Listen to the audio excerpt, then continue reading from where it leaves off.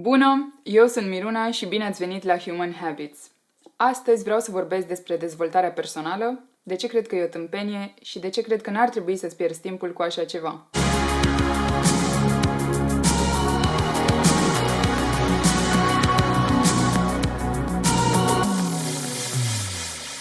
Înainte să încep să vorbesc despre subiectul de azi, vreau să vă spun două chestii. Odată cu clipul ăsta vreau să încep o nouă serie pe canal. Și seria asta o să conțină clipuri cu păreri nepopulare pe care le am și pe care vreau să le împărtășesc cu voi.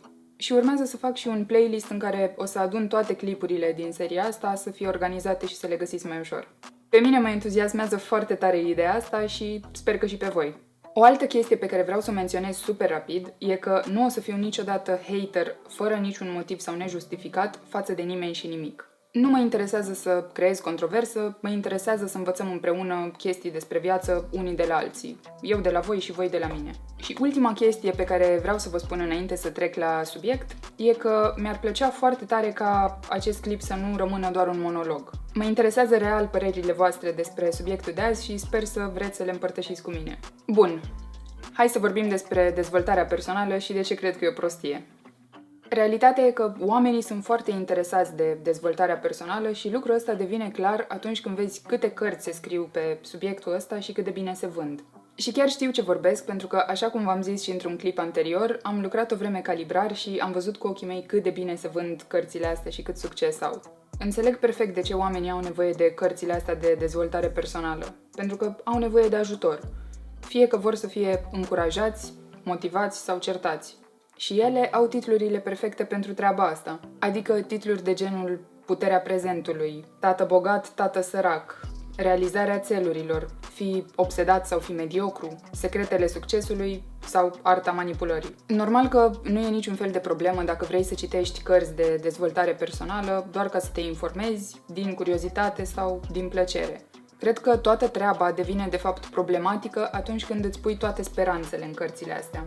Practic, cărțile astea încearcă să-ți vândă soluții simple și rapide ca să devii un super om de afaceri peste noapte, să faci o grămadă de bani sau să te admire toată lumea.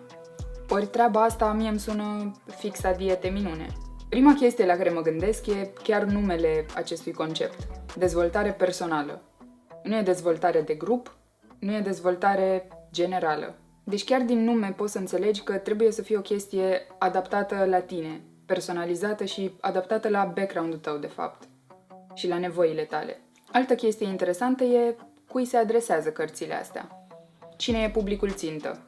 Pentru că un om care știe ce vrea, care se simte ok cu persoana lui, care își știe și calitățile și defectele, nu o să fie niciodată interesat să cumpere cărți de genul ăsta. Și atunci, din păcate, oamenii care ajung să cumpere cărțile astea sunt fix cei care ar avea nevoie reală de ajutor. Și nu de chestii generale care, de fapt, nu se aplică în cazul nimănui și nu ajută real pe nimeni.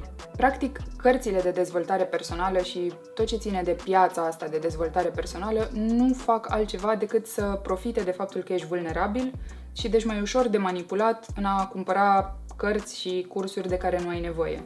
Și spun asta pentru că toată filozofia dezvoltării personale e să te facă să fugi de acel ceva care te face să te simți slab sau vulnerabil. Ori dacă vrei să-ți înțelegi o slăbiciune și să ajungi să o rezolvi, cred că ar fi bine să încerci să petrești timp cu slăbiciunea respectivă și nu să fugi de ea doar pentru că te simți pus în inconfort. Iar pentru chestia asta, persoana care te poate ajuta în mod real e un psihoterapeut. Cel puțin asta e părerea mea. Un alt lucru care mi se pare greșit la cărțile astea e că sunt structurate în așa fel încât să-ți arate că ai o problemă, să nu-ți dea unelte clare pentru a rezolva acea problemă și apoi să te facă să te simți vinovat dacă nu merge totul perfect în viața ta sau dacă nu te simți tu super ok. Practic te fac să crezi că totul e din vina ta. E vina ta că nu ești obsedat și că ești mediocru. În realitate, o mulțime de factori ne influențează viața într-un fel sau altul. Și evident că nu avem cum să-i controlăm pe toți.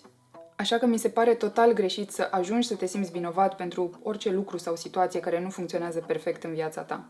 Concluzia mea ar fi că dacă vă propuneți să învățați chestii noi, un lucru nou, sau să explorați un domeniu nou, ar trebui să vă uitați că sunt atât de multe resurse pe internet și aveți o grămadă de resurse gratuite la dispoziție. Sau, dacă vă confruntați cu lipsa gândirii pozitive, poate ar fi bine să luați în considerare întâlnirea cu un psihoterapeut. Pentru că s-ar putea să aveți o problemă care ține de partea emoțională și nu de lipsa abilităților de lider. Aștept părerile voastre. Cam asta a fost. Dacă v-a plăcut acest clip, puteți să-mi dați un like, un share, un subscribe și ne vedem data viitoare. Ciao! Eu sunt Miruna și bine ai venit. Bine ați venit. A fost ok? Nu? Vrei să mai fac? Acum. Mai fac una? Bine. Bună!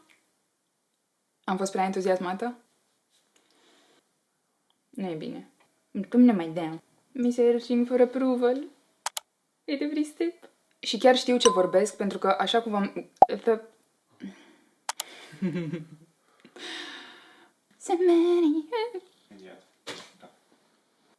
A fost bine? N-a fost bine, n-am simțit-o că n-a fost bine. Și spun asta pentru că toată filozofia... Știi ce zic?